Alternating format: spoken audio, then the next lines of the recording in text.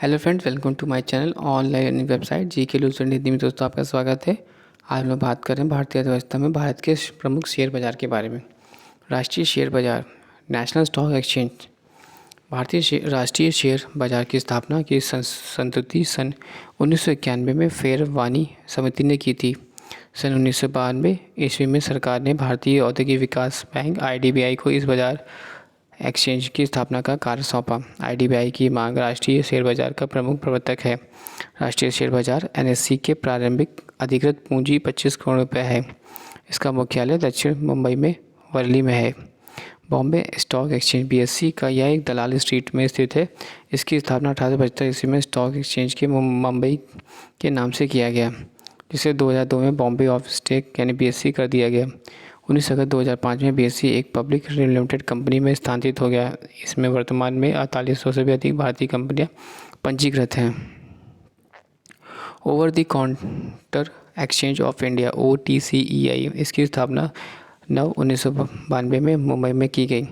यह भारत में सर्वप्रथम ऑनलाइन ट्रेडिंग सुविधा संपन्न कंप्यूटराइज एक्सचेंज नैस्डैक के आधार पर की गई। OTCEI उन कंपनियों को सूचीबद्ध किया गया जिनकी पूंजी का स्तर 30 लाख से 25 करोड़ रुपये तक हो गया। नोट, विश्व का सबसे पहला संगठित शेयर बाजार वर्ष 1602 ईस्वी में एम्स्टर्डम, नीदरलैंड में स्थापित किया गया।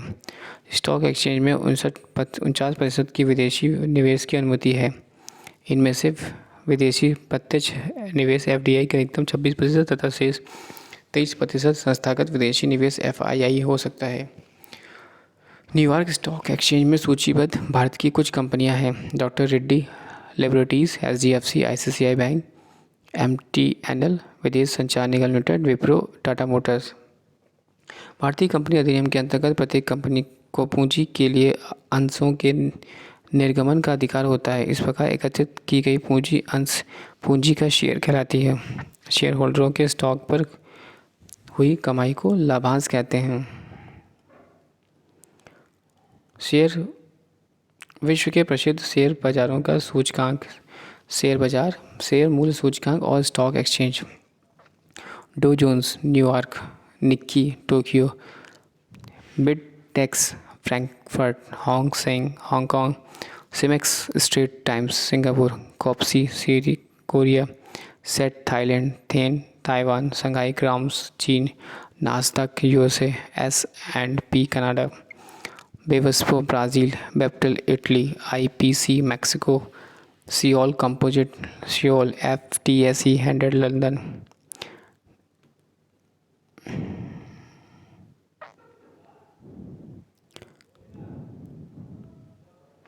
भारत के प्रमुख शेयर मूल्य सूचकांक: BSE सेंसेक्स या Mumbai stock exchange the stock exchange of Mumbai का संवेदी शेयर सूचकांक है। यह 30 प्रमुख शहरों का प्रतिनिधित्व करता है। इसका आधार वर्ष 1978 से 69 ईस्वी है। BSE 200 यह बॉम्बे स्टॉक एक्सचेंज का 200 शेयरों का प्रतिनिधित्व करता है। इसका आधार 1979 से 90 ईस्वी है। डॉलेक्स BSE 200 सूचकांक का यह डॉलर मूल सूचकांक डॉलेक्स कहलाता है। इसका आधार वर्ष 1979 से 90 ईस्वी का है। NSE 50 राष्ट्रीय स्टॉक एक्सचेंज NSE सूचकांक का नाम बदलकर S&P CNX निफ्टी रखा गया है। बजट शब्द का विकास फ्रेंच शब्द बजट से हुआ है, जिसका शाब्दिक अर्थ है एक छोटा चमड़े का थैला, बैग। इंग्लैंड के प्रथम प्रधानमंत्री सर रॉबर्ट वॉलपोल ने अपने वित्तीय प्रस्ताव में दस्तावेज को चमड़े में एक थैली में रखा हुआ था। जब वॉलपोल ने अपने वित्तीय प्रस्तावों को संसद में प्रस्तुत किया तो लोगों ने मजाक उड़ाया और कहा कि बजट खोला गया है, द बजट ओपन है। इसके बाद वार्षिक आय व्यय के प्रस्तावों के बजट शब्द का प्रयोग होने लगा। भारत में बजट प्रणाली की शुरुआत का श्रेय वायसराय कॉनिंग को जाता है। 1859 में वायसराय की कार्यकारिणी परिषद में पहली बार एक विशेष सदस्य सर जेम्स विल्सन को वित्त सदस्य के रूप में सम्मिलित किया गया। जेम्स विल्सन ने पहली बार 7 अप्रैल 1860 को वायसराय की प्रणाली में परिषद को प्रथम बजट प्रस्तुत किया। इसलिए भारत में बजट प्रणाली का संस्थापक जेम्स विल्सन को माना जाता है। संविधान के अनुच्छेद 112 के अंतर्गत प्रत्येक वित्तीय वर्ष के लिए जो अप्रैल 1 से 31 मार्च तक चलता है, केंद्र सरकार को अनुमानित प्राप्तियों तथा व्ययों के एक विवरण को पार्लियामेंट के सामने रखना आवश्यक होता है। इसे वार्षिक वित्तीय विवरण या संविधान में बजट के प्रस्तुत शब्द का केंद्र सरकार का बजट कहा जाता है। राज्य सरकार के बजट के संबंध में व्यवस्था अनुच्छेद 202 में दी गई है। संघीय बजट की तैयारी और उसके संसद में पेश करने के लिए आर्थिक कार्य विभाग उत्तरदायी है। राष्ट्रपति द्वारा निर्देशित तिथि पर लोकसभा में बजट पेश की जाती है। परंपरागत रूप में प्रत्येक वर्ष फरवरी के अंतिम कार्य दिवस पर बजट लोकसभा में पेश की जाती है। यदि वार्षिक संघीय बजट लोकसभा द्वारा पारित नहीं होता है तो प्रधानमंत्री अपने मंत्रिपरिषद का त्यागपत्र पेश कर देता है।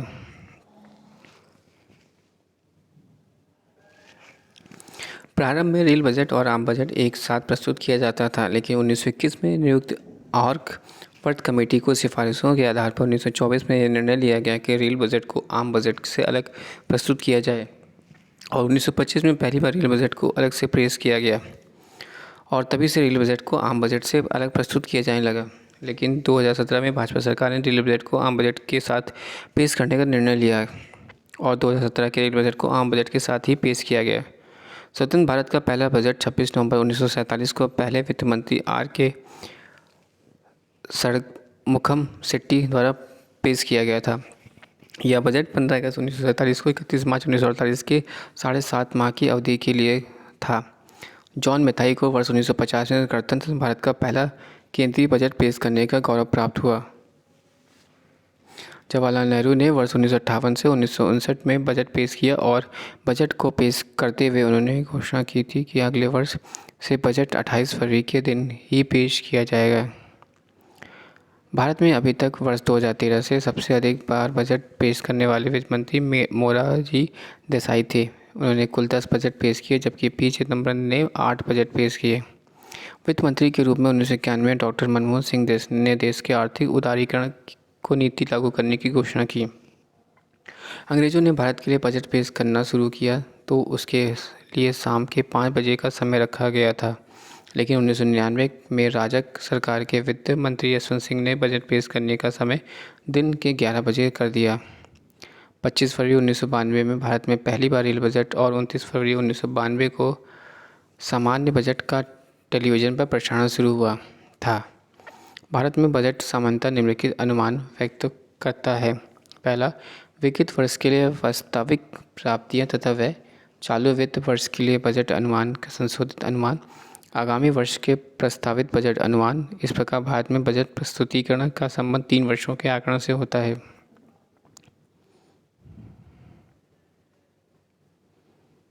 टैक्स या कर। कर एक प्रकार का अनिवार्य भुगतान है जो उस व्यक्ति को अनिवार्य रूप से सरकार को देना पड़ता है जो कर आधार से संबंधित होता है तथा जिसके बदले करदाता को आवश्यक रूप से कोई लाभ नहीं प्राप्त होता है। कर आधार से आशय इससे है कि जिसका आधार बनाकर कर लगाया जाता है। जैसे आयकर का आधार आय है। कर 2 प्रकार के होते हैं, प्रत्यक्ष कर और परोक्ष कर। प्रत्यक्ष कर हम उन करों का प्रत्यक्ष कर कहते हैं जिनके मौद्रिक तथा वास्तविक बोझ अर्थात कर से उत्पन्न कराघात इम्पैक्ट तथा करापात इंसिडेंस उसी व्यक्ति पर पड़ते हैं जिनके ऊपर सरकार कर लगाती है। अप्रत्यक्ष कर जिन करों का वास्तविक बोझ पर विवृत किया जा सकता है और जिन्हें अप्रत्यक्ष कर कहते हैं। प्रत्यक्ष कर और अप्रत्यक्ष कर। केंद्र सरकार के प्रत्यक्ष कर और राज्य सरकार के प्रत्यक्ष कर। केंद्र सरकार के प्रत्यक्ष कर में पहला आता है व्यक्तिगत आयकर, निगम कर, उपहार कर, अस्तित्व कर या स्टेट ड्यूटी, व्यय कर, संपत्ति कर, पूंजी लाभ कर, लाभांश कर, बजाज कर और प्रतिभूति व्यवहार कर या एसटीटी आदि। राज्य सरकार के प्रत्यक्ष कर होटल प्राप्तियों पर कर, भू राजस्व, कृषि आय कर, व्यवसाय कर, गैर शहरी अचल संपत्तियों का कर, रोजगारों का कर और रथ कर और पथ कर। रोजगारों पर कर और पथ कर। अप्रत्यक्ष कर। केंद्र सरकार के अप्रत्यक्ष कर हैं सीमा शुल्क, केंद्रीय उत्पाद शुल्क, केंद्रीय बिक्री कर, सेवा कर, 1994 से 95 से राज्य सरकार के अप्रत्यक्ष कर हैं बिक्री कर, व्यापार कर, स्टाम्प एवं पंजीयन शुल्क, राज्य उत्पाद शुल्क, वाहनों पर कर, विज्ञापन पर कर, प्रवेश कर, शिक्षा उपकर, सट्टेबाजी कर और डीजल पेट्रोल पर बिक्री का। नोट: मूल्यवर्धी कर वैट सबसे पहले हरियाणा में और सबसे अंत में उत्तर प्रदेश में लागू किया गया। केंद्र को सर्वाधिक निवल नेट राजस्व की प्राप्ति सीमा शुल्कों से होती है। सीमा शुल्क से प्राप्त राजस्व को बंटवारा राज्यों का नहीं करना होता है। कर ढांचे में सुधार के लिए सुझाव देने हेतु चेलिया समिति का गठन अगस्त 1991 में किया गया था। छोटे व्यापारियों के लिए एक मुफ्त आयकर योजना की सिफारिश चेलिया समिति ने की थी। चेलिया समिति ने गैर कृषकों को 25,000 रुपये से अधिक की वार्षिक कृषि आयकर लगाने की संस्तुति की थी। केंद्रीय बिक्री कर एक ऐसा कर है जो इस पर केंद्र सरकार लगाती है पर जिसकी वसूली राज्य सरकार करती है तथा इसके राजस्व की प्राप्ति राज्य द्वारा ही ली जाती है। इसकी शुरुआत 1% अत्यंत ही अल्प दर से 1982 में शुरू किया गया था। वस्तु एवं सेवा कर गुड एंड सर्विसेज टैक्स 1 जुलाई 2017 से वस्तु एवं सेवा कर की व्यवस्था लागू की गई। अब तक केंद्र सरकार एवं राज्य सरकार या दोनों ही के द्वारा लगाए जाने वाला सभी कर की जगह सिर्फ एक ही जीएसटी लगेगा जो सभी वस्तु एवं सेवा के ऊपर लगेगा। एक वस्तु के ऊपर जो भी जीएसटी कर की दर होगी वो पूरे देश में एक ही रहेगी। 8 सितंबर 2016 को अधिसूचित 101वें संविधान संशोधन द्वारा जीएसटी लागू किया गया।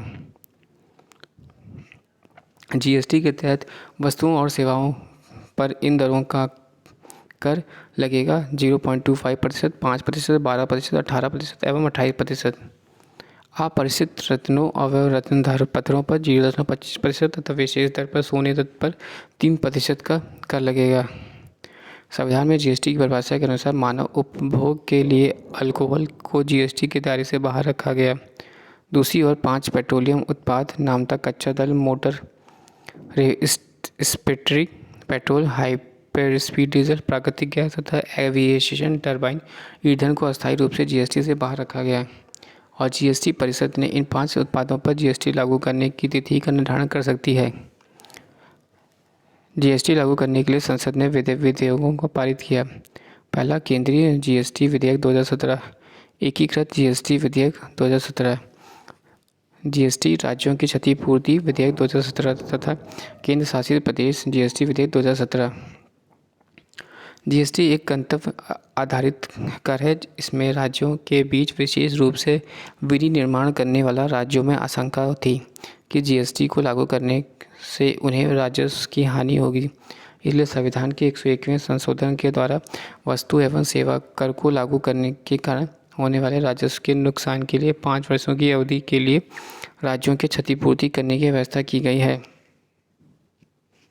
जीएसटी से मुक्त वस्तुएं हैं प्राकृतिक मधु, दूध, फूल, झाड़ू, खुला खाद्य पदार्थ, लस्सी, खुला पनीर, दही, प्रसाद, जगेरी, नमक, गुड़, स्वास्थ्य सेवाएं, काजल, चित्रकला की किताबें, स्वास्थ्य शिक्षा सेवाएं, अंडा। नोट: विश्व के सर्वप्रथम फ्रांस ने वर्ष 1954 में अपने यहाँ जीएसटी लागू किया था। छोटी करदाताओं के लिए जीएसटी के लाभ। सकल वार्षिक टर्नओवर 20 लाख तक होने पर कोई कर नहीं है। पूर्वोत्तर, सिक्किम, उत्तराखंड और हिमाचल प्रदेश के लिए छूट की सीमा 10 लाख है। छूट सीमा से नीचे तक कारोबारी इनपुट टैक्स क्रेडिट के लाभ के साथ स्वैच्छिक कर भुगतान कर सकते हैं। यदि कर छूट सीमा में है तो पंजीयन की कोई ज़रूरत नहीं है। जीएसटी संरचना: अध्यक्ष केंद्रीय वित्त मंत्री, उपाध्यक्ष राज्य सरकारों के मंत्रियों के बीच निर्वाचित, सदस्य केंद्रीय वित्त मंत्री, केंद्रीय वित्त राज्य मंत्री तथा सभी राज्य के वित्त कराधीन मंत्री। गणपूर्ति कोरम: कुल सदस्यों का 50%। मान: राज्य का मान 2/3, केंद्र का मान 1/3। निर्णय: 75% बहुमत से। परिषद जीएसटी संबंधी सभी मुद्दों तथा विधि, नियम, दर आदि पर निर्णय करेगी। संवैधानिक संशोधन के लिए यह व्यवस्था सुनिश्चित की गई है कि जीएसटी परिषदों का प्रत्येक निर्णय बैठक में उपस्थित सदस्यों और वोटिंग से वोटिंग के कम से 3/4 वोटों से किया जाएगा। ऐसी बैठक में केंद्रीय सरकार के वोटों का मान कुल डाले गए वोटों का 1/3 होगा और सभी राज्य सरकारों के वोटों का एक साथ मिलकर उस बैठक में डाले गए कुल वोटों का 2/3 मान होगा। जीएसटी परिषद के कुल सदस्यों से आधे सदस्यों के द्वारा बैठक की गुणवत्ता पूर्ति की जाएगी।